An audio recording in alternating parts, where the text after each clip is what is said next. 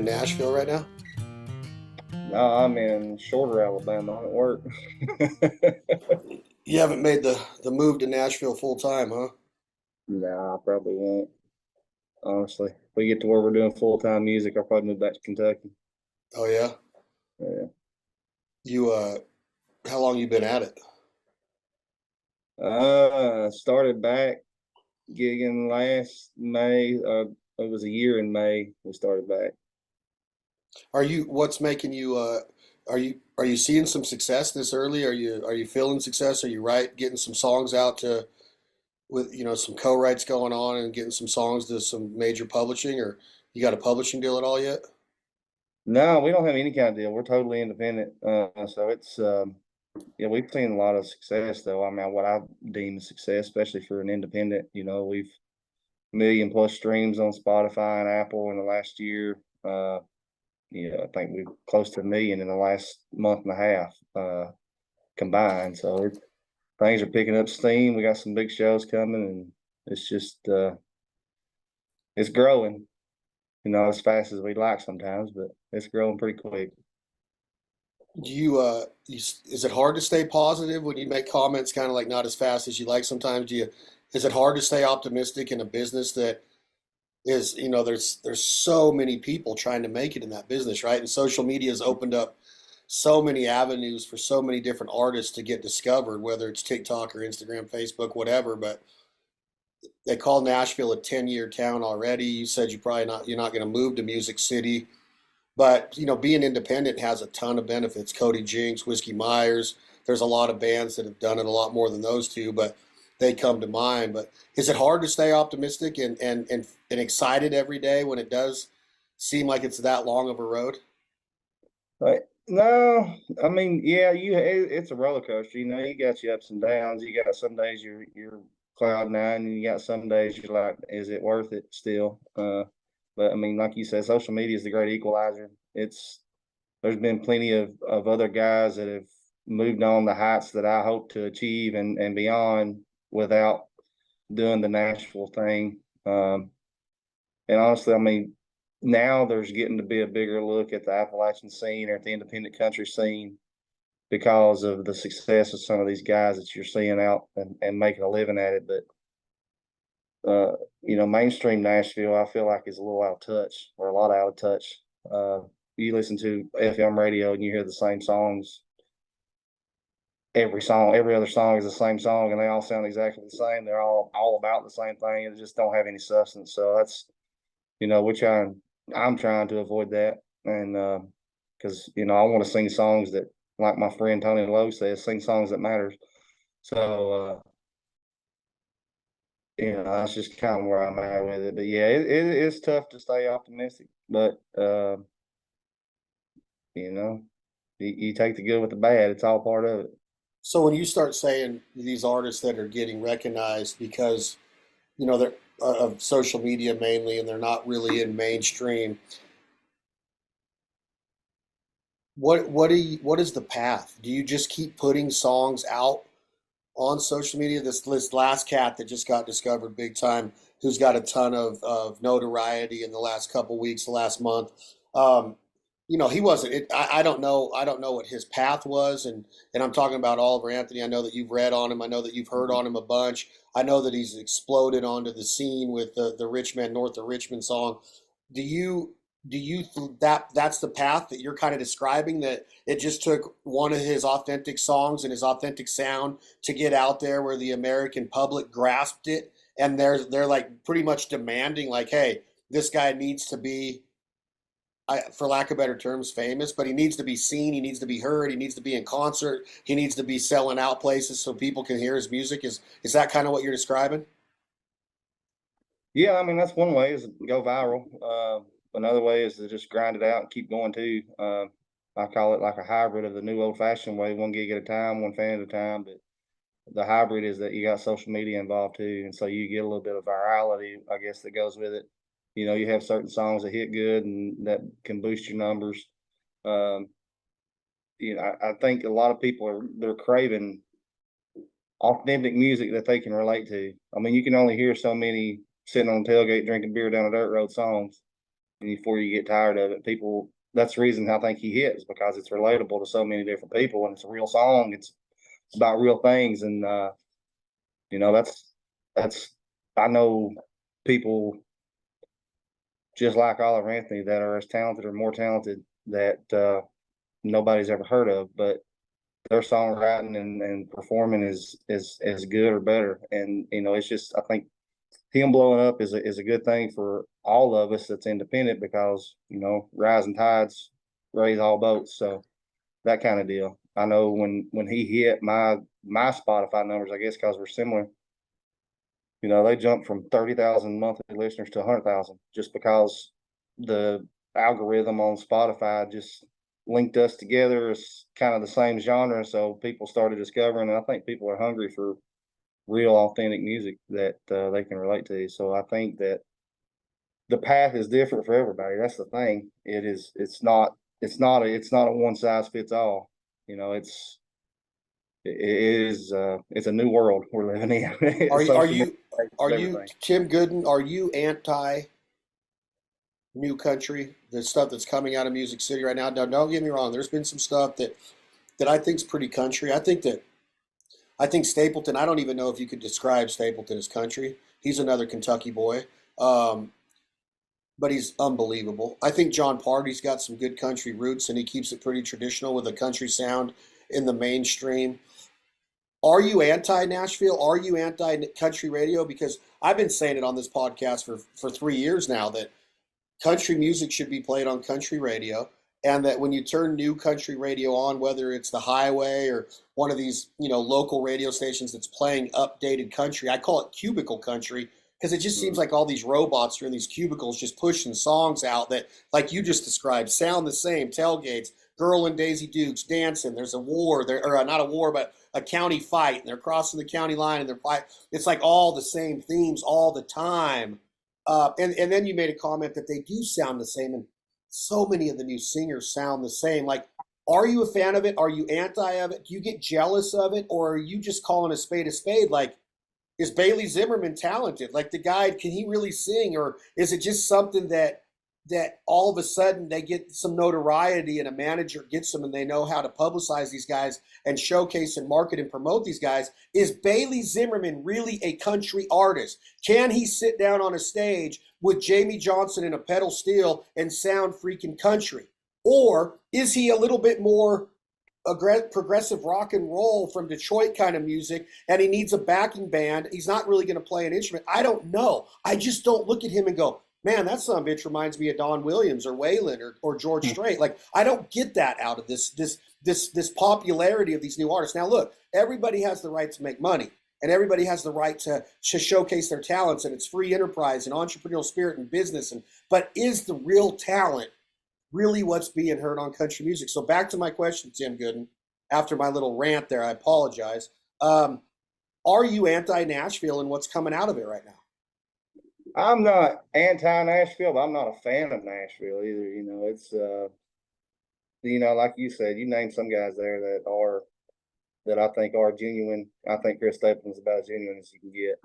He's humble and he's phenomenally talented. I can honestly say that I've never listened to Bailey Zimmerman, and I don't know one way or the other on him, but I'm anti pop music being called country music, and then country music being called Americana. I don't think that I think that's, I don't know, I think it's a bunch of horse shit, because I think what they're deeming Americana is actually country music these days, and then what they're calling country music is pop. I mean, for the most part, you've got certain examples or certain standouts that don't fall in that category, but for the most part, what you hear on country radio is pop music. And I don't listen to country radio at all. So I mean, I wouldn't say that I'm anti-Nashville, but I'm not scratching and clawing to get into the Nashville scene.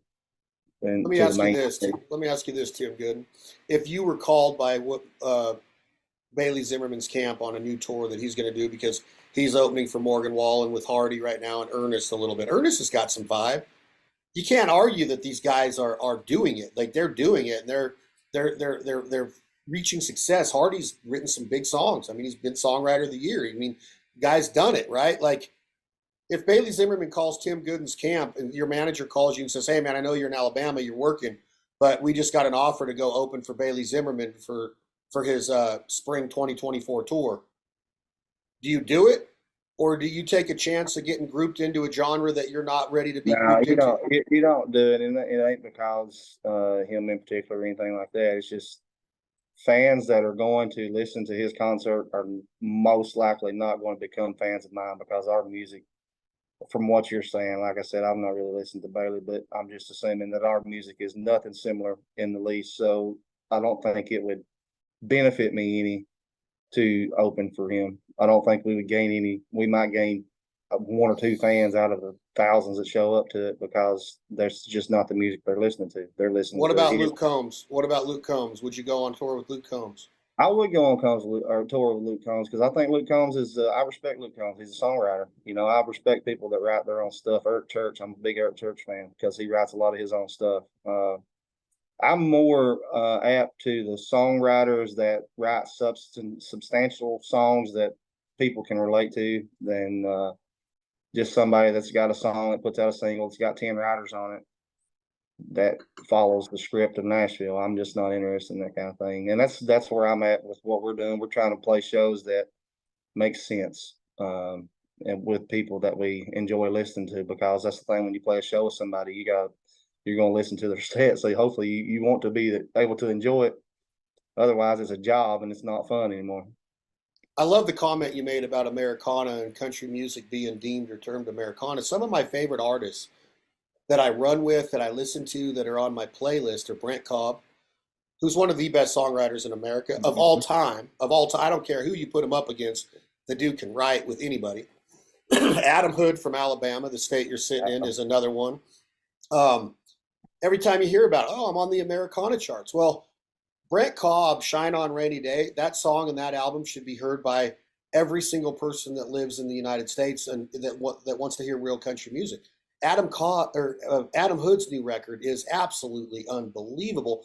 And then I'll end it by saying another guy that gets deemed Americana all the time, who's the absolute best, in my opinion, of all time in writing, is from Kentucky, is Chris Knight. And the world really never got to know Chris Knight because he didn't want to do the Nashville deal, right? And then he's written some of the best, and saying his songs are gold. They're magic. They're life, right? When you hear a Chris Knight song, you're just like, oh my gosh, like I just saw God, right? Like, and I mean that, like they're baptism to me when I hear his lyrics.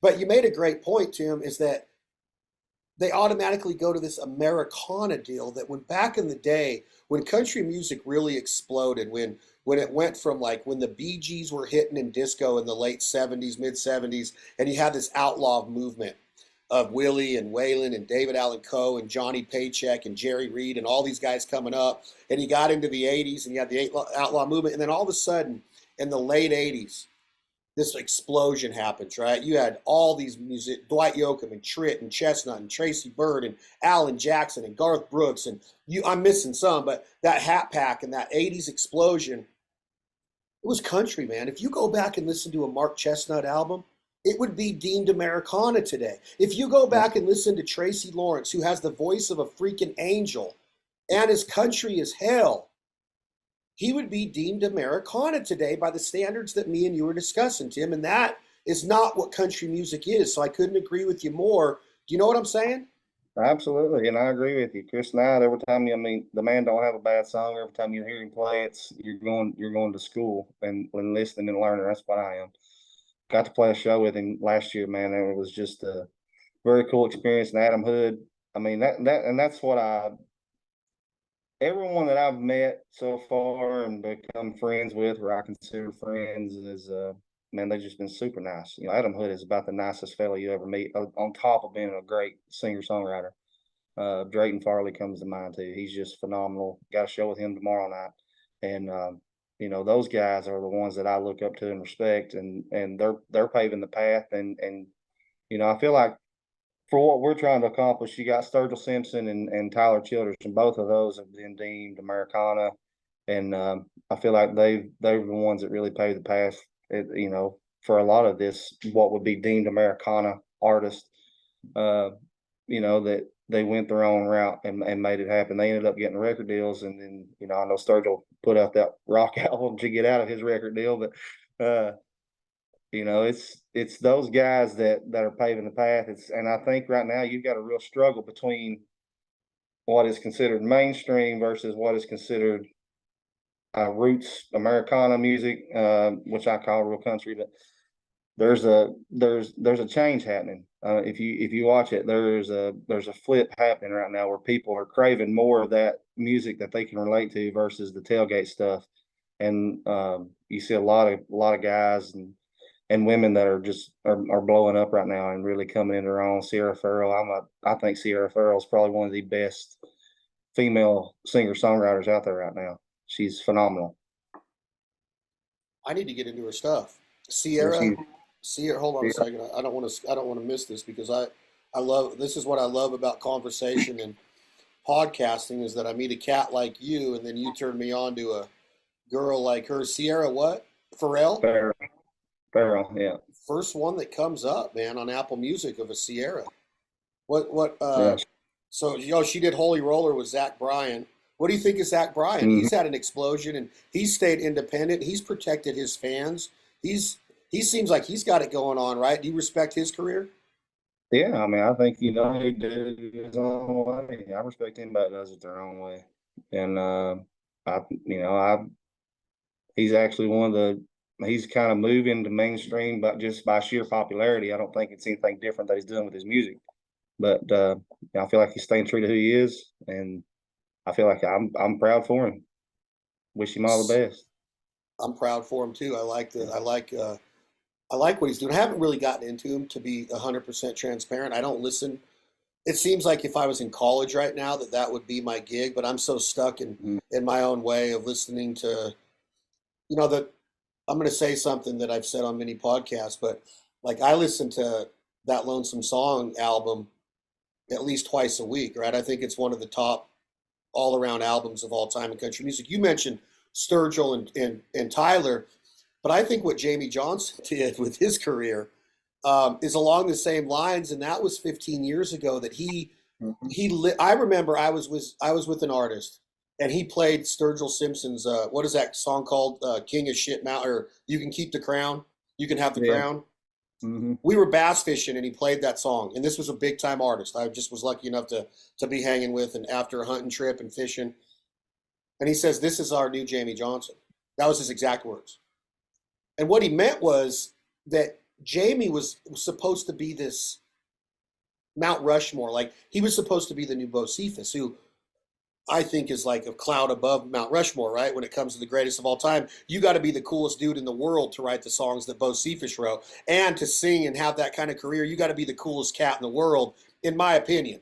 I don't think anybody will ever be Hank Williams Jr., but Jamie Johnson has that mystique of like, I don't give a shit. I'm going to develop a cult audience. I'm going to have Willie Nelson's audience, you know, and he's got the respect from everybody, from the late Charlie Daniels, from the late George Jones. George Strait and him are good friends. You name it, he's the one that these guys all lean on, whether it was Farm Aid or whatever it was. I think that Jamie Johnson was kind of like that path. And when I hear your songs, I hear Jamie in there. I hear this crooner. I hear what you call the son of the Appalachia. Jamie's obviously from Alabama, again, where you're sitting right now, but I hear a Jamie Johnson-esque voice and approach to music when I hear you. So I wanted to get to Jamie, and it was a good segue because you brought up Sturgill and Tyler. I think Jamie really did that well, of like, dude, I don't give a shit about your number ones. I don't care about your stadium shows. I'm country music, and I'm going to write my own songs and sing them. And it's up to you whether or not you want to play them or listen to them. You know what I mean? Yeah, absolutely. And Jamie's a big influence on me. I've been told a lot that I'm a cross between Jamie Johnson and Travis Tritt, which I think is a big compliment because I'm a huge fan of both. Yeah. But that's my thing too. Is last January, 2022 January, I had a record label reach out because we had some success on TikTok, and they were wanting to work and develop me, and we talked back and forth, but they didn't think that my songs were quite good enough to do any radio success. And I said, well, I appreciate that. And that left them confused. They said, what do you mean? I said, well, most of everything I hear on the radio, I can't stand to listen to. And then they wanted me to come to Nashville and write with some of their writers. And I said, no, thank you. And they said, why? And I said, because God forbid we write a song that's a radio hit that I hate and have to sing it for the rest of my life. I said, I'm not interested in that either. And so we decided it'd be best to part ways. And because I mean, I wasn't worried about it. I got a job. My bills are paid. You know what I mean? I'm not dependent on it right now. And I want to put out stuff that I'm proud of, that if my grandkids here one day, they'll be like, yeah, that's my papa or something. You know, I don't want them to say, oh God, I don't want to be associated with him. I want stuff that I'm proud of, that I want other people to be proud of, that people can relate to. And so, you know, we take our time on writing songs. We don't crank them out left and right. We just, we make sure we go line by line and make sure they make sense to us. And that's what I'm after. That's what I'm chasing, is just, it's all about the song. And Yeah, I love that. And I think that, you know, when you talk about there is a change being made, it's evolving. I keep my fingers crossed every day. Maybe Nashville is putting out music for that really young crowd that's going to fill the stadiums and have their iPhones up recording it and putting it on their social media, and their songs relate to maybe that poppy. There's so many artists that are crossover now, that are getting that crossover audience, that are going to a Taylor Swift show, but then going to a Morgan Wallen, and then going to a Beyonce, because the music is being played. I mean, Morgan Wallen stuff is being played on those channels that those artists are being played on. And no disrespect to them, they got their spot. They're talented, but just maybe the record labels are going to it's all say, about "Man, money. It's all about money. I mean, that's what they're after. They're trying to chase the dollar. What's the sound that's going to give them the most return on their investment? And that's not important to me. I don't care about money. There's more important things in life than money. And so that's why I won't compromise the songs that we put out or the sound that we're chasing just to earn a dollar. It is what it is. If it sells, great. If it don't, well, that's fine too. yeah, I get that." And it's just like, but maybe there's a transition being done to where they want a new audience. Like they see this audience gravitating towards music like you, and the response that these real songs, these emotional, heartfelt songs are getting. Do you remember the song that Jamie did called "Can't Cash My Checks"? Mm-hmm. Don't you think that that song should have been heard by the masses? Isn't that a song that has real life written all over it? Like, but Oh, absolutely. and I don't mean to keep going back to Jamie, but I hear a lot of him and you with your songwriting. I just think that maybe there might be a transition or an evolving state of mind that these record labels aren't going to have a choice but to bring it back to that. Now, there's probably not going to prevent some of these artists from selling out stadiums, but you see, like I saw Riley Green just has Tracy Lawrence coming out on his new tour. I don't know a lot about Riley Green. He's been on the podcast a couple times, but I do know that Tracy Lawrence is a legend, right? So these guys, Jason Aldean brought him out last year. Travis Tritt's still selling out a lot of places. Maybe there is hope that real country music will make its way back into Music City, because that's what built Nashville. And it's a shame that if you listen to the song that Stapleton did called, I think it's called Nashville, Tennessee, if you listen to the lyrics of that song, he's pretty much saying, I'm moving out because you wrecked it. Mm-hmm. You tore it down. You tore down my dreams. You tore down my memories. You tore down my stories, all because of the greenback dollar. Mm-hmm. Maybe people are starting to say, we better get our ass in gear and get country music back into Music City, USA, because that's what built that city. Or do you think it's too late? No, it ain't. So I think the shift is happening. I mean, I've seen a lot of guys that are signing record deals. You got Wyatt Flores and Nolan Taylor just signed. Nolan Taylor and Oliver Anthony just signed with Atlantic, and then you got Charles Wesley Godwin. He just signed a record deal. So I mean, I think you're seeing that transition back to authentic music. So I don't think it's too late. No, I think country music evolves, and I think that right now we're evolving back into what I would call songs that matter, lyrics that people relate to. And I All think right, so let's a take a positive song. direction. Oh, I'm sorry. Say that again, bud. It's a positive direction that we're headed. So I'm excited for it. I like hearing that. I like hearing that you're optimistic. What do you? Let's get into your career now. Um, Son of the Appalachia. You have number 11 on the iTunes country chart when it first comes out. Your EP. You're seeing success. Your Spotify downloads and listenership and monthly listenership is awesome. Listenership. It continues to grow. Are you a solo songwriter? Do you only co-write with certain individuals that have your same vision, or do you let people bring you ideas? Give me the process of Tim Goodin's ideology of putting a pen to paper and writing a song that you are going to put your stamp of approval and your name on, like you said your grandchildren would be proud of. I write mostly. I write with my wife, Leanna. So we co-wrote just about every song that we put out. With the exception, I think Hard Times, I wrote that one by myself. But every song that you'll hear, most of them, me and my wife wrote together, and that's just our process. We'll sit down and one of us will have an idea, or we'll have heard a line in a conversation that we think that'd be a good song. We thinking what would be a good song lyric. So whenever we're talking to somebody, if we hear something that, hey, that could be a song, so we write it down and then we come back and visit later, and we'll write out a rough draft of the song, then we'll go back through it line by line. That's our process. And then you get some songs that are written in 10 minutes, and you get some songs that take 2 years. Pills and Poverty took 2 years to write. Son of Appalachia took 30 minutes to write. It's just I don't know. There is no set process, I guess. Really, it's just when it happens, it happens. Do you sing a cappella at all, Tim?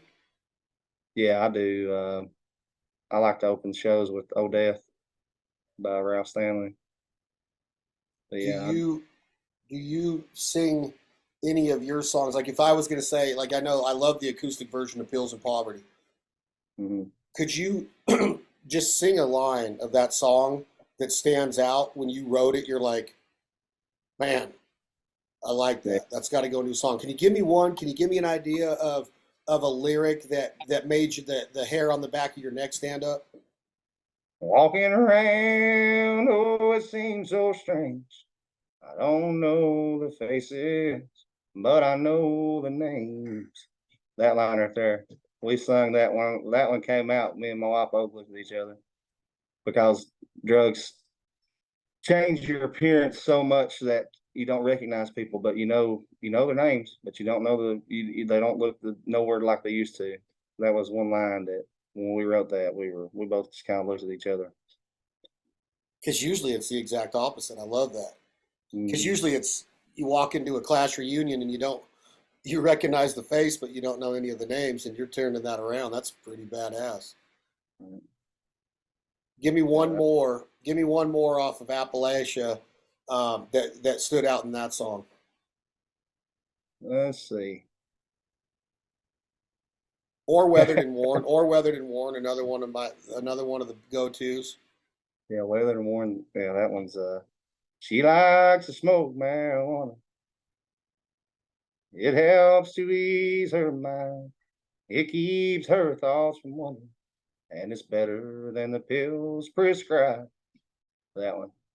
That's because there's so many side effects that go along with all these mood changing pharmaceuticals that you don't have that with weed, and I'm a big proponent of medical weed, and so yeah, that was one that I don't know where that one even came from. It just kind of popped out one night, and we was like, well, we're gonna go with that. I love it. What about Hard Times? What were you thinking when you write Hard Times? Hard times. Uh, Me and my wife were talking about some people in her family and some other people that we know, and then it's that song. Just that was one of those 5 minute songs. It was done. Let me hear a We got line out of it. Uncle Charlie got fried last Saturday night trying to steal copper from the power lines. Cops showed up, told us how he died. Weren't none of us a bit surprised. He's had a hard time. That one, the first line, Uncle Charlie, he don't really exist. That was when I was working in the coal mines. There was a guy broke into I don't know what you call it. I'm not a power guy, but there was a guy broke into the substation trying to steal some wire and then got, I mean, just fried, barbecue. Like there was nothing left of him hardly. He was charred. And I remembered that, and I was like, well, you know, he was in a bad place. He was desperate, trying to get cash for drugs, and that's what caught it. And then, yeah, I don't know. I got ADHD. I don't know if you can tell. So my thought process goes from every which direction you can possibly imagine. That's why when we come up with a line, we got to write it down or record it, or else I'll forget it. Typical songwriter. But nowadays, you probably use your iPhone a lot, right? You wake up in the middle of the night with a song idea. I've got some voice memos and notes in my phone. If I ever lose my phone, we'd probably lose the chance at probably 50 or 60 different songs that's started in there. You better back them up on the cloud, boy. Better be backing them up. I love the lyric. Have you heard of this cat, Zach Top? Yeah, I met him. He's a good guy, man. He's got a straight 90s country vibe to him, man. I like him, big fan. Yeah, I like him too. But that last song that you just sang, Hard Times, has that. It almost had that Joe Diffie, Third Rock from the Sun kind of vibe to it, you know, down at the Shawnee parking lot. And like, they don't effing make country music like that anymore, man. Yeah. And in reality, they do. You're writing it, you're living it. And I just wish that it was considered the top. Like, play country music on country music radio. Because that, when you hit that just now, I'm like, that brings me back to when I was growing up. I'm older than you. I'm 48. And I got to grow up, you know, with the Hat Pack and going to Travis Tritt and Tracy Lawrence when they were in their prime. And I think Travis Tritt's one of the best ever. I think Dwight Yoakam's one of the best. I mean, Dwight Yoakam's a genius, in my opinion, in his career. I just don't hear that in music anymore, what you just did. That song, that lyric, the way you did. Give it to me one more time. Give me a little bit more of Hard Times. I love that shit. Cousin Red started smoking meth from a pipe. All he could think about was his next high. Started stealing everything he could see in sight. He got arrested last Tuesday night. He's had hard times these last few years. See, like, that's just got Travis Tritt and Randy Travis. Like, it really does. Like, it's a good country vibe. And when I got the idea, you know, got the I guess the offer to bring you on the show, I started listening to it. I'm like, yes, this is the kind of music that I want to be behind, because it brings me back to a place where I like to be. It brings me back to what I consider country music. And I don't want to show any disrespect to Bailey Zimmerman. I don't want to show any disrespect to any artist. And I don't even know if it's their fault that they're getting put into this category and bouncing around on stage with cutoff shorts and high tops on and looking like a Slipknot concert or a Red Hot Chili Peppers concert. Is it their fault? Is that really a country audience that's going to see now? I used to go to a country show and watch Merle Haggard fall off his stool and sing country songs. Like, that, the hag was like the baddest sumbitch alive, right? But you go now and it's like, oh dang, man, this isn't got a lot of country written on it. There's a lot of tracks here. There's a lot of bullshit here. And again, like, they could come at me and say, dude, you're disrespecting artists. No, I'm not. I bet you me and Bailey get along if we went and hung out. I guarantee it. But I'm just saying, like, is that really country? I want to challenge it. Like, you can't persuade me that's country music. And you're not going to give me the excuse, well, it's a melting pot and it's diverse and country music's evolving. Country music is country music. And that's why people like Jamie Johnson and Sturgill Simpson and you refuse to play by the freaking rules. You listen to Whiskey Myers and the songs that Cody Cannon has written, that he's got more country songs than the country artist, and he's a rock and roll band. He doesn't try to say that we're country, but you listen to the Ballad of a Southern Man, like that should be the biggest country radio hit in America right now, and it's 10 years old.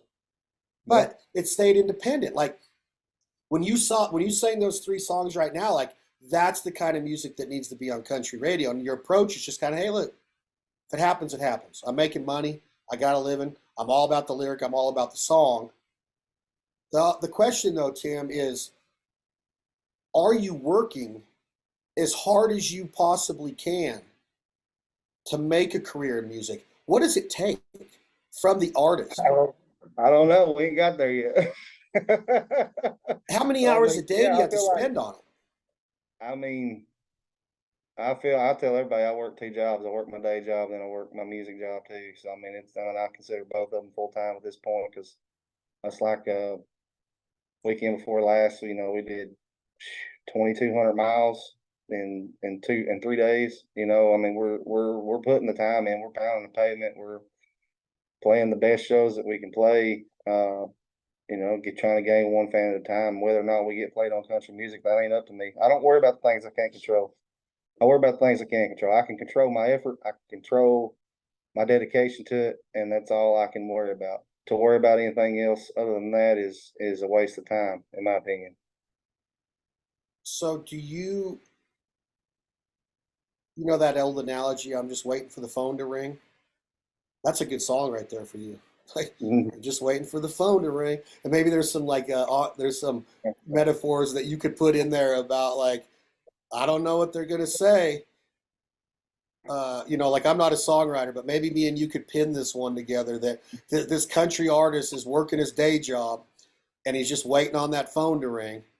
And maybe you can relate it to your day job, but your mind is telling you, well, maybe Mr. Record Executive's finally pulling his head out of his ass and knowing that this is real country music. There's something there. Just saying. Co-write status on that one, Tim, when you lay it down. I like I'm that just line. kidding. Huh? I like that line. Just waiting on Waiting the on the phone. phone to ring.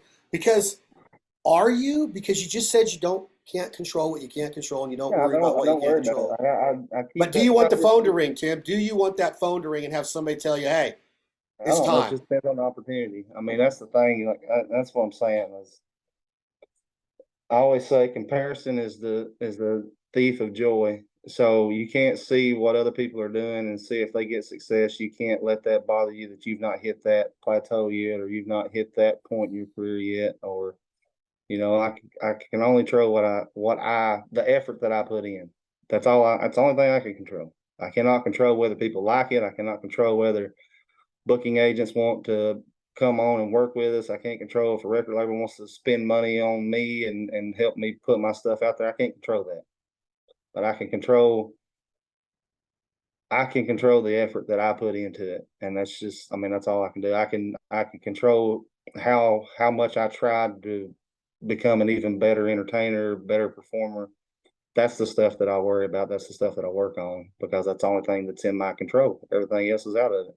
What kind of entertainer are you, Tim Goodin? I mean, I'm sorry. What time, Tim Goodin? What type of entertainer are you, Tim Goodin? I keep comparing you to my buddy Tim Goodin. Tim Goodin. I apologize. Oh, you're fine, man. I just go out and I like to interact with the crowd. I like to play the songs. I play real country music. If you're there to hear real country music, then you'll leave happy. And if you're not, if you're there to see somebody dancing around on stage and acting a fool, then you're probably gonna leave disappointed. Do you move around? Do you take the mic off the stand? Do you pick the guitar? Are you a picker? Can you manipulate the I guitar string play and bend them? I play guitar. I'm not. I always said if I was a better guitar player, I'd probably be a bluegrass singer. But I can play rhythm pretty good, do a few lead licks. But we're putting a band together. That's freeing me up to do a little bit more. But most of the shows at this point have been acoustic, so I ain't got much freedom to just roam around with the microphone in the hand or anything because I got to play the music too. Are you do you have goals to become a better musician along the way as a vocalist and a songwriter? Do you want to become a better Oh, guitar absolutely. player? I'd love to play lead and learn to do some bluegrass licks, but that's the benefit too of the band that I'm putting together. I've got a extremely talented band that we've got put together here, and I don't know why they've agreed to play with me, but I'm so glad that they have. And they're all better musicians than I will ever be. And so I've always been of the mindset if you want to be better, you got to be with people that are better than you. Uh, so if you want to play better, you got to play with somebody that plays better than you because that makes you want to do more, or does me. That's how my mind works. Yeah, 100%. Who does inspire you that we have heard of? Who are your inspirations right now that you do listen to? I know that you mentioned Sierra, but who do you turn to and listen to and say, man, I could get into this? Oh, shoot, man, that we could probably do the whole rest of the podcast on this. I mean, you got Sturgill and Tyler, and you got some guys you probably not heard of. Jordan King, he's a phenomenal songwriter, one of the best songwriters I've heard. Drayton, a buddy of mine named Anderson Ellswick, he is a phenomenal guitar player, singer, and songwriter. Uh, yeah, there's so many to think of that I'm kind of drawing a blank. But yeah, I listen our our rotation on these trips because my wife travels with me everywhere I go. We listen to a lot of Sturgill, Tyler, Jason Isbell. I think is one of the greatest songwriters of our generation. Uh, I mean, there's a bunch. We don't listen to radio at all. We usually get on YouTube, and we've got several YouTube playlists that we run through and cycle through. And we listen to people that makes us want to write, and listen to other people that come up with a clever way to put a line in a song that makes you think deeper than just the line itself. That's the kind of stuff that makes us want to write better and be better at what we're doing. Yeah, I love that. Do you write every day? Play every day. Don't write every day. I mean, writing is, like I said, I don't have a set writing routine. We've been kind of uninspired here in the last little bit, so we got a vacation. So we play Hill in Appalachia next weekend. Then we're going on vacation that following week, just try to get some new scenery in. But it's writing it happens when it happens. When we get a line that just hits, and then all of a sudden the whole thing takes off. And then there's the frustrating side of that when you get a line that hits and it's a really good line, you get a really solid verse, and you can't think of a thing else to go with it. And you got to sideline that song until something else hits you. It's tough, but yeah, it's weird. So when you wrote down that line about the phone ringing, does your mind with your ADD go, is it hard to keep talking to me? Or do you get stuck on that? Like, man, I got to concentrate on that right now. Or did you just put that to the side and say, I'll get to that later? I'd put it to the side and I'll get to it later, but I'm still thinking about it. I was thinking of the melody that would go with it, how the song would sound, the tempo of it. Just sitting here waiting on the phone to ring. Somebody finally wants to hear me sing my song. I'm just sitting here waiting on the phone to ring. I love that, dude. That's country. I like that. I can't wait to hear you when it comes out. What is it about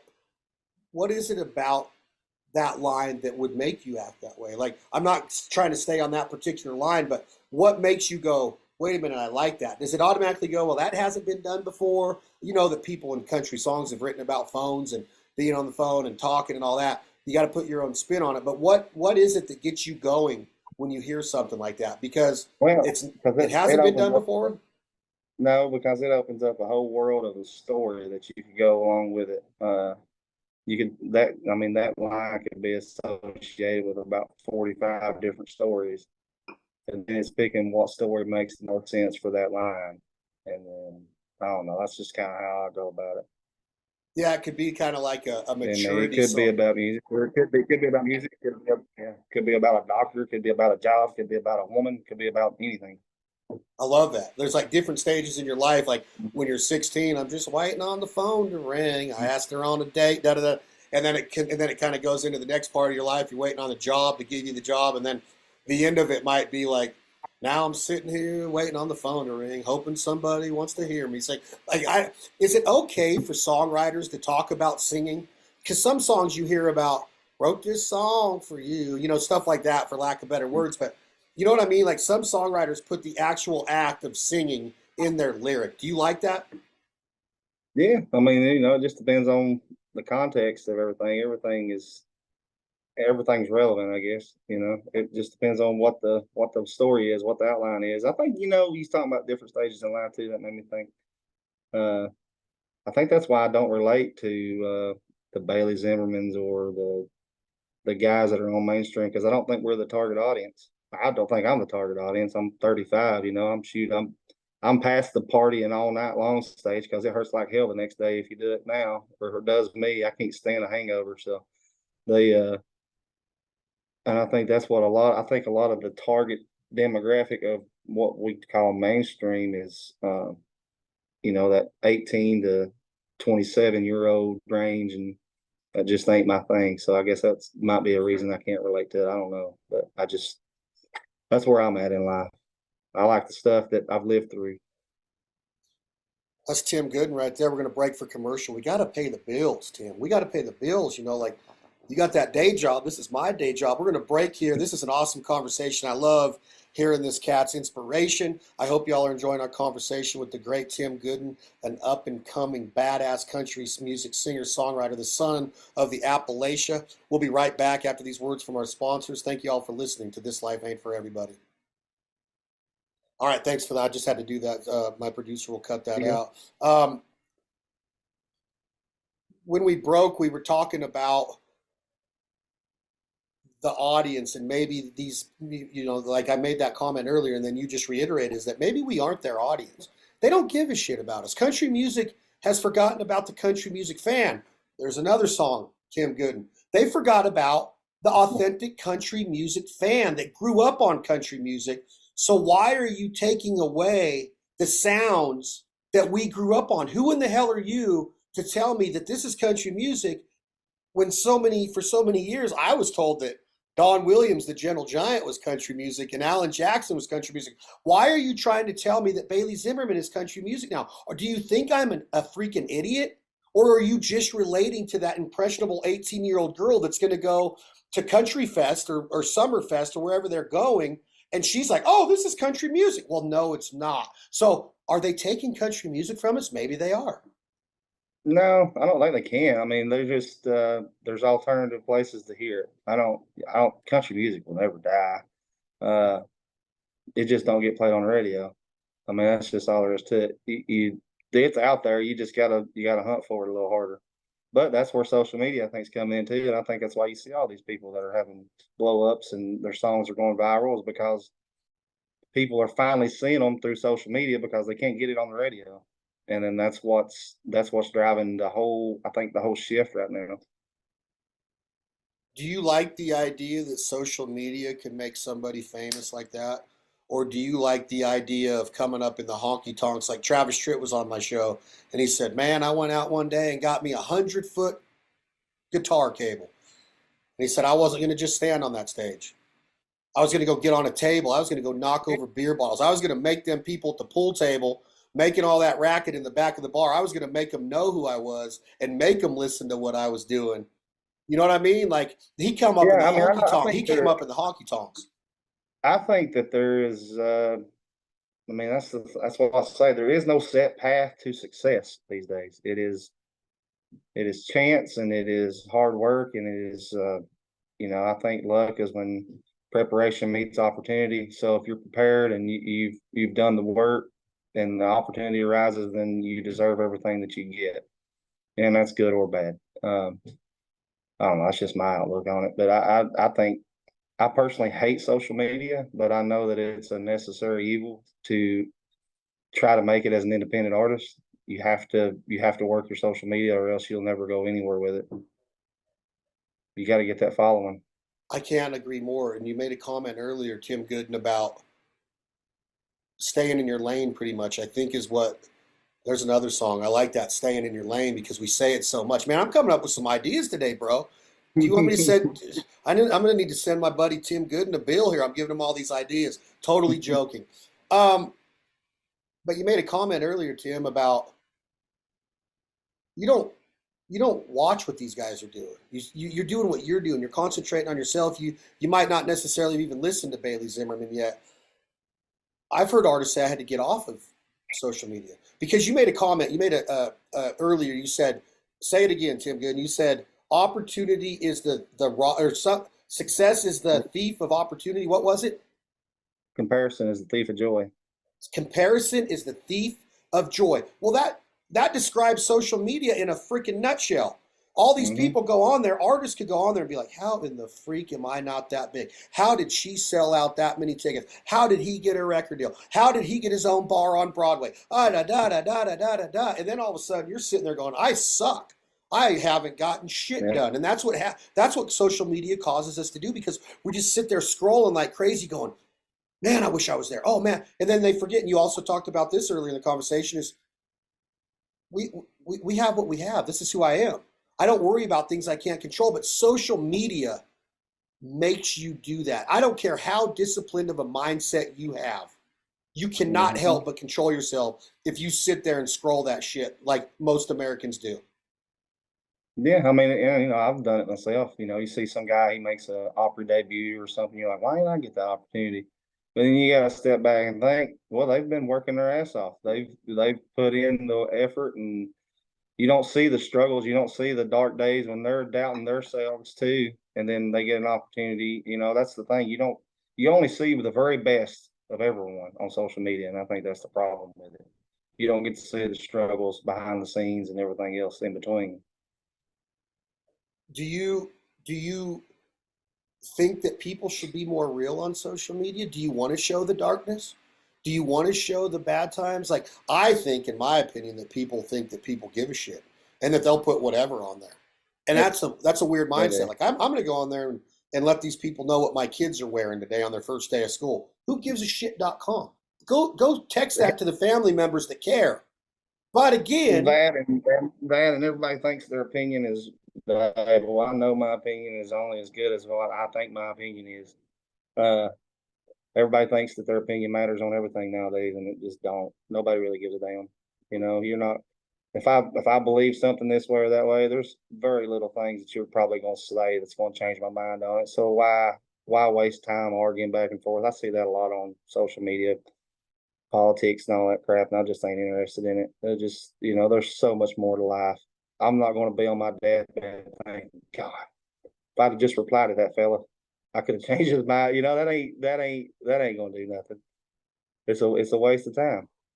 do you have goals, Tim, beside, like, do you look at goals being an independent artist? Like, I need to set a goal and a milestone of selling 500 hard tickets on my next show in Georgia. Or when I go to South Carolina in 2 months on this run, I want to set a goal of selling this many hard tickets. Hard tickets, help me describe this, if you don't mind, to the audience, is you go to a festival and there might be 4, 7 acts on that, 5 acts on that, and then there's a headliner.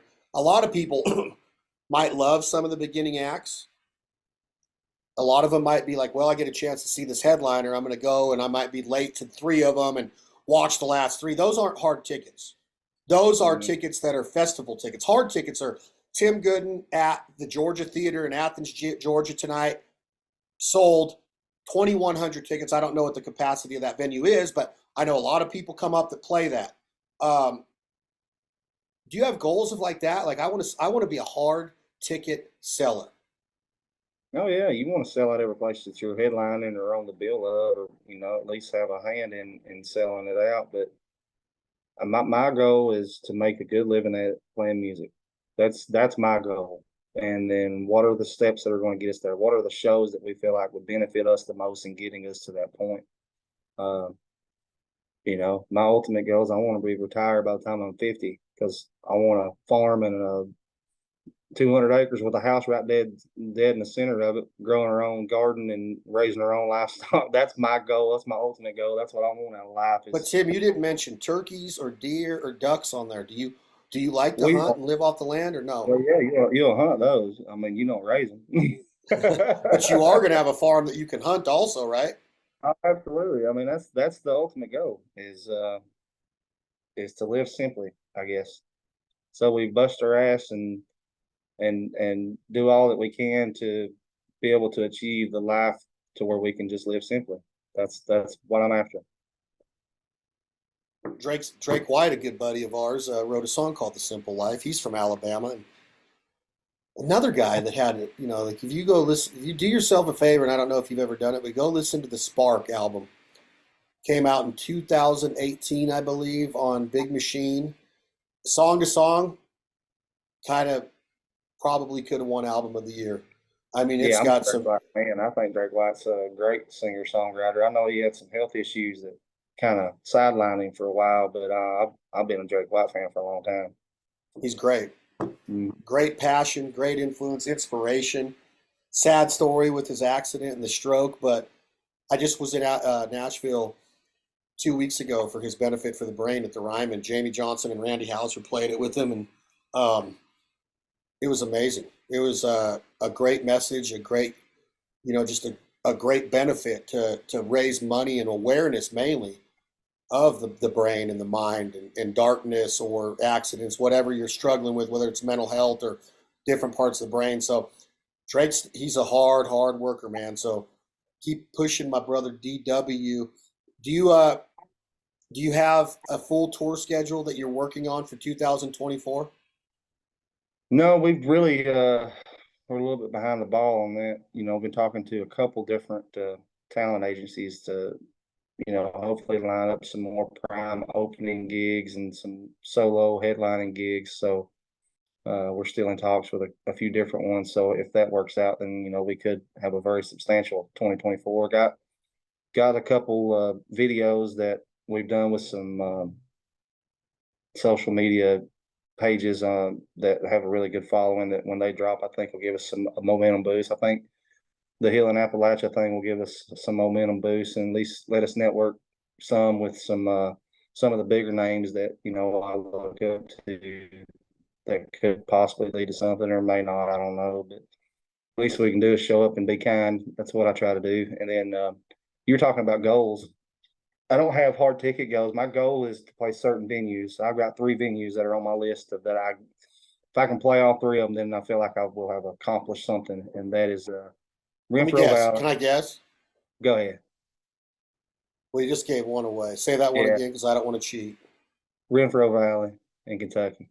Okay, I like that one. The Ryman. Yep.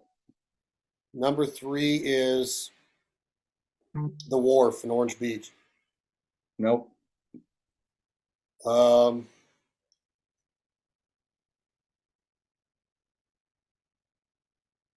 Alpine Valley, Wisconsin.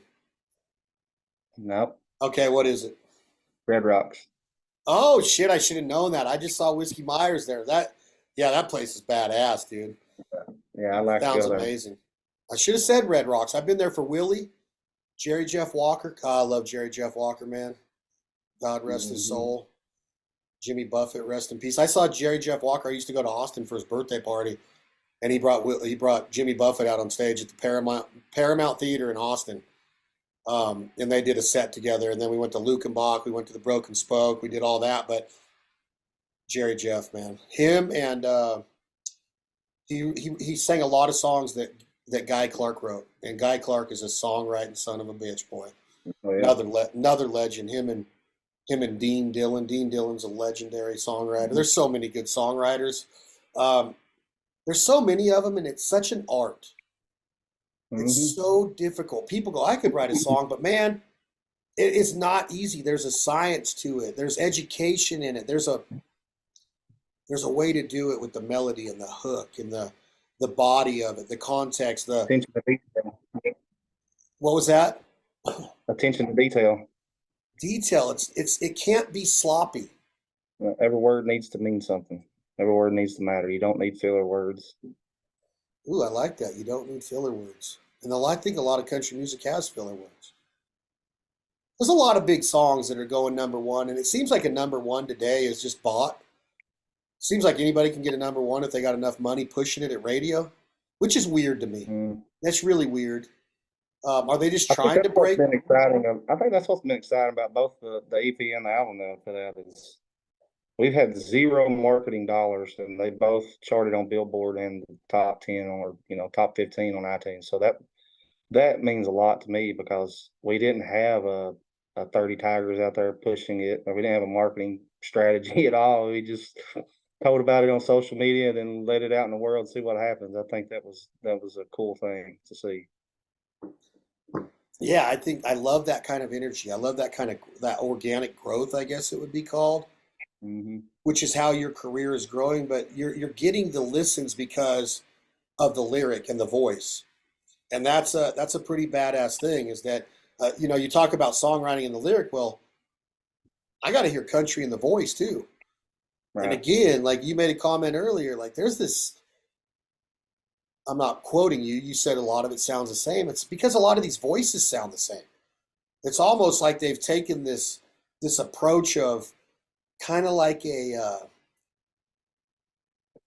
almost like a grunge voice. It's almost like a Chris Cornell, Hmm. uh, Eddie Vedder mix that's in Nashville today. And I'm not saying that because Eddie Vedder's good. Chris Cornell is legendary, great in my opinion in the rock and roll genre. Boy, I'm really opinionated. I wonder if anybody gives a flying rat's ass about my opinions, Tim Goodin. I don't know. Don't care. I'm just saying them. Um, but I do respect Eddie Vedder because he is an unbelievable guitar player and songwriter. He just not wasn't my favorite grunge voice. I really liked, the Stone Temple Pilots and what Scott Weiland was doing. I really love Kurt Cobain and I really love Cornell and um, oh God, help me think of the lead singer's name of Alice in Chains, Lane Staley. Like Lane Staley was legendary to me in that genre. But my point is that a lot of these Nashville voices in the male genre sound like a grunge rock and roll voice to me. Does that make sense? I don't know if you even listen, but it comes across like I a think, lot of them well, sound if that you way. pay, but if you pay attention, it was the rise of, I think, the rise of Chris Stapleton. And that's the art of Chris Stapleton is, I think everybody else is like the Wish.com version of him, or trying to be. And the thing about Chris and what makes him so great, I think, is that he knows how to hold back. He's got the most powerful voice out there, but he knows how to pull it back and make those when he really goes after those real high notes or those real tough notes. That's what makes him special is that he's not overdoing it. He's not every breath he sings is wide open, and I think it sets him apart, along with about a million other things. But that's something that sticks out to me. So you think that people went after that voice? Yeah, I mean, they go after if you pay attention on mainstream, whatever's really, really hot, that's not technically mainstream or just coming up mainstream, then all it seems like all the other record labels or all the other things in Nashville try to emulate that success. And then when it burns out, they go on to the next thing and try to, you'll get 25 of the same of the next thing that blows up. I don't know. That's the pattern I see. Maybe wrong. No, it is a pattern. It's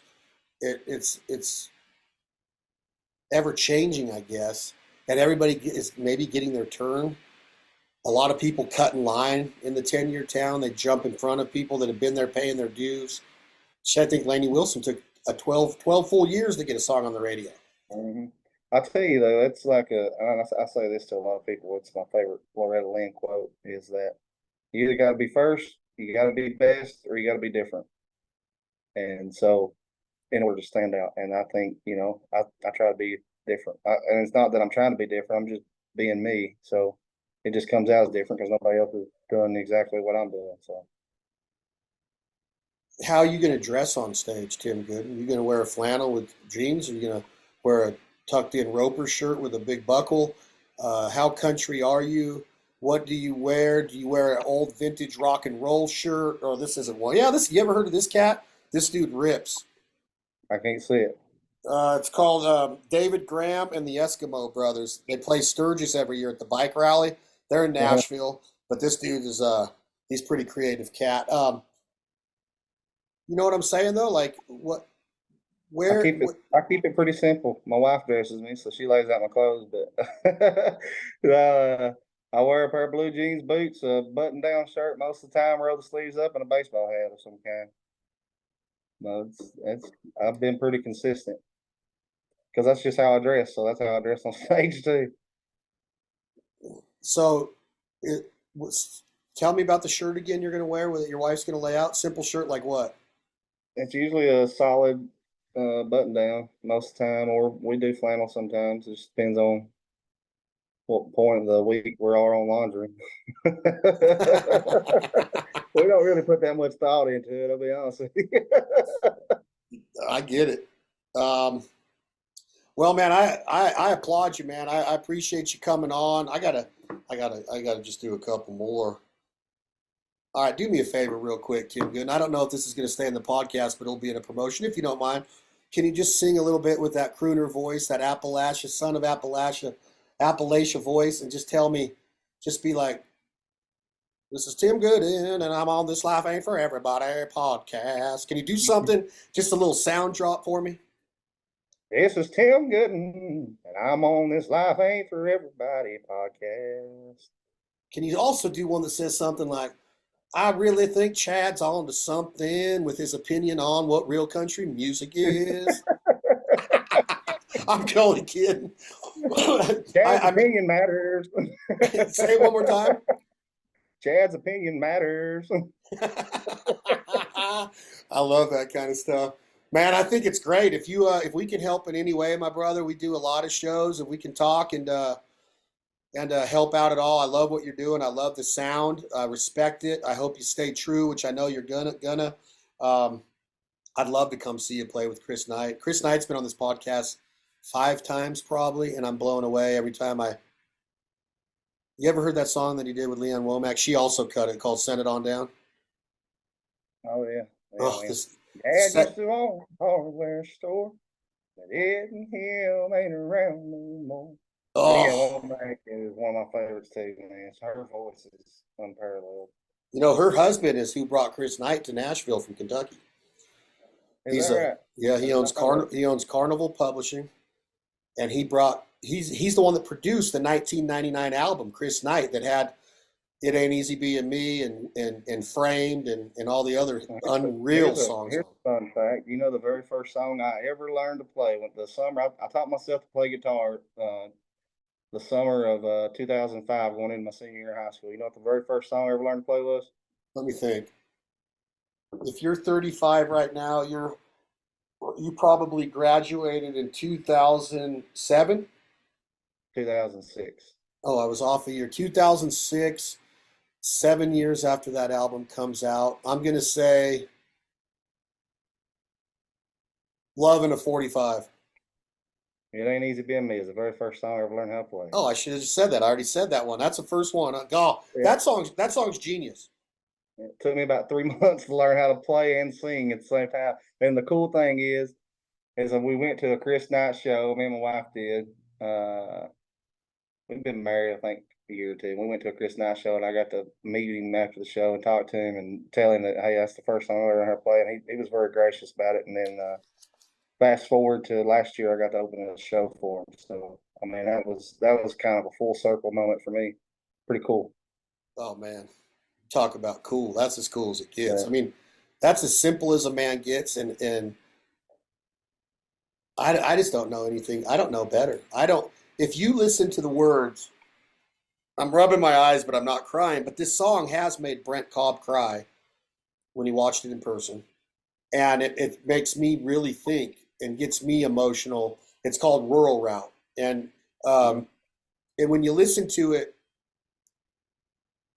I don't know what mindset you got to be in for it to really hit you, but it's a song that like brings so much emotion out and it's so simple. But the way that he worded it, like you said, Tim Goodin, about every word matters, Mhm. I'm just like, good freaking night, man. Like, I'm glad that we're talking about Chris Knight because he deserves to be talked about. He deserves to Oh, be put absolutely. on a pedestal, right? Like that You could song, I Rural. could do an entire probably series of podcasts with you just talking about Chris Knight songs, man. That Well, guy we is will. We'll have you back on, and we'll do a little tribute to Chris Knight, and you got to sing a little acapella. Let me hear a little acapella of verse number 2 of "Send It On Down," because this right here, if this doesn't make you reach into your psyche and your gut and go, "Holy shit, is that life right there?" Of sitting on those bleachers on a Sunday morning after you literally just booze so hard that you don't even know where you're at, and you're remembering being in high school probably. You're remembering Friday Night Lights. You're remembering thinking you were going to be somebody, but now all you can hear is the good people singing in the church. Like how unbelievable is that second verse of that song? Can you do it? Yeah, I'm drawing a blank of it right now. But yeah, I'm right there with you. I don't want to screw up Oh, the words. hold on. Let's just pay a little homage before I let you go. Are you writing that down? No. I'm looking up the words. Oh, I got you right here then. Yeah, sitting in the bleachers at the football field. Remember that? Yeah. Hold on one sec.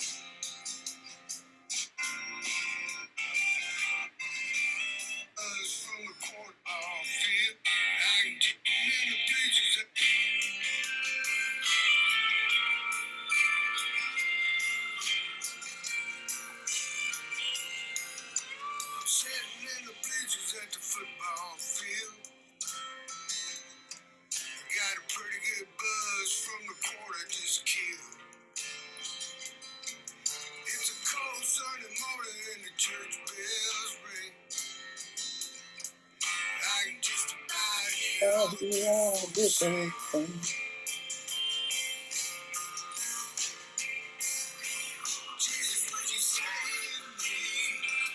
Oh my God, when he says, Jesus, would you save me?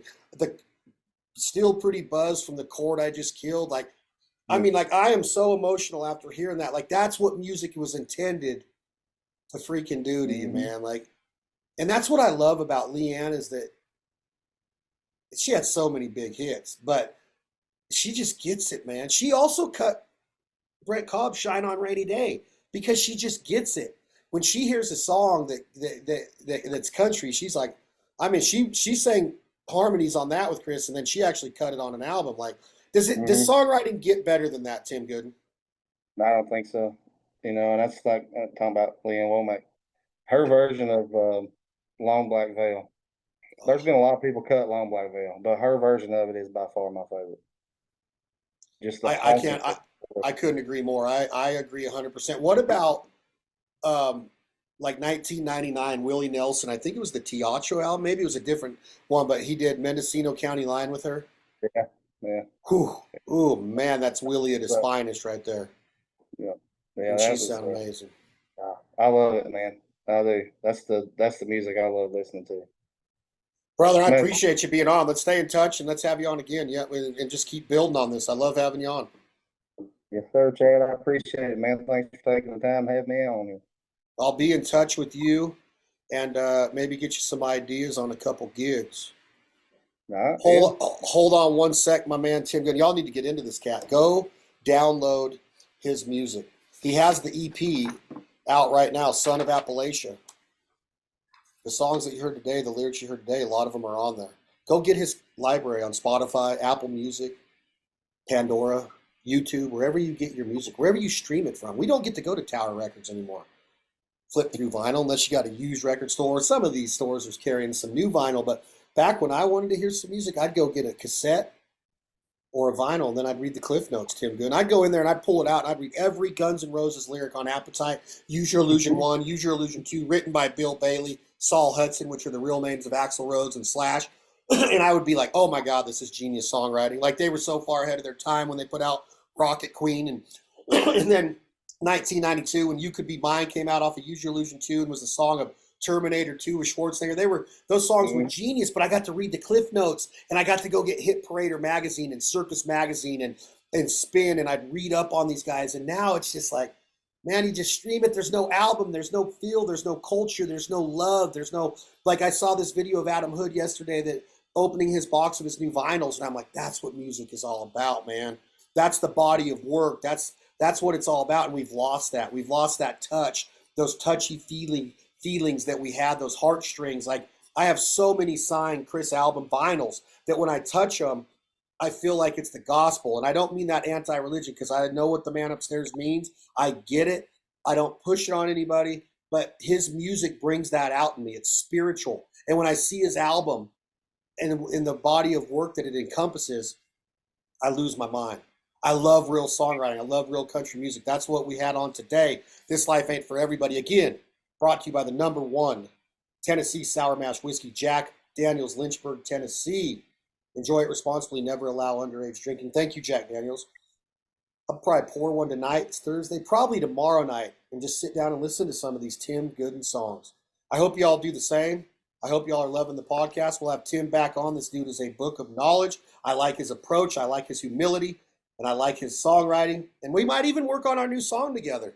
Waiting on the phone to ring. Nobody wants to hear Chad sing, so shut the hell up. All right, that's another episode of This Life Ain't For Everybody. Thank you all very much. Tim, give me a second. We signing off. Thank you all for the downloads and subscriptions. We'll be back at you with another awesome guest soon. And for sure, we're having this cat, Tim Goodin, back on. Go get his music now. Appreciate y'all. Without a soul, life on earth won't last that long. What you gonna do when the money's all gone? Say life on earth won't last that long. What you gonna do when the money's all gone?